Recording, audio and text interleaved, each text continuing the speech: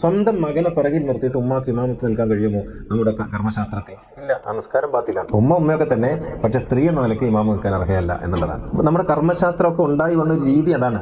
സ്വന്തം മക്കൾക്ക് നിസ്കാരം പഠിപ്പിച്ചു കൊടുക്കാൻ വേണ്ടി ഉമ്മയ്ക്ക് ഇമാമത്ത് നിൽക്കാൻ പാടില്ല. നമ്മൾ ആയിഷ ബീവിയുടെ ചരിത്രമൊക്കെ വലിയ വായിൽ പറയും, പക്ഷേ കാര്യത്തോടെടുക്കുമ്പോൾ ഇതാണ് സംഗതി. ഭർത്താവും ഭാര്യയും നിസ്കരിക്കുന്നു, ഭാര്യയോട് പറയുന്നു നീ ഇമാമത്ത് നിൽക്ക് എന്ന് പറഞ്ഞാൽ ആ നിസ്കാരം അവിടെ തകർന്നു എന്നാണ് ഫിഖ് പറയുന്നത്. സ്ത്രീ എത്ര പണ്ഡിതയാണെങ്കിലും, സ്ത്രീ എത്ര ഉയർന്ന ജ്ഞാനത്തിന്റെ അവസ്ഥയിലുള്ളയാളാണെങ്കിലും ഒരു സ്ത്രീക്ക് ഏതെങ്കിലും പള്ളിയിൽ ഖതീബാകാൻ കഴിയുമോ? ഒരിക്കലും സാധ്യമല്ല. ഇനി നമ്മുടെ തരീഖത്തുകളിലേക്ക് വരിക. റാബിയത്തുൽ അദവിയുടെയും നഫീസത്തുൽ മിസ്രിയുടെയും ഒക്കെ വലിയ കഥകൾ പറയുന്ന നമ്മുടെ സൂഫി കേന്ദ്രങ്ങളുണ്ടല്ലോ, തസവൂഫി കേന്ദ്രങ്ങൾ. ഏതെങ്കിലും ഒരു തരീഖത്തിന്റെ ഷെയ്ഖ് ഒരു വനിതയായി ഉണ്ടാകുമോ? ഒരിക്കലും ഉണ്ടാവില്ല. അപ്പോ അധ്യാത്മ മേഖലയിലാണെങ്കിലും മതമേഖലയിലാണെങ്കിലും എല്ലാം ഉണ്ടാക്കിയിട്ടുള്ള നിയമങ്ങളെല്ലാം പുരുഷ കേന്ദ്രീകൃതമാണ്, പുരുഷന്റെ എന്നുള്ളതാണ്.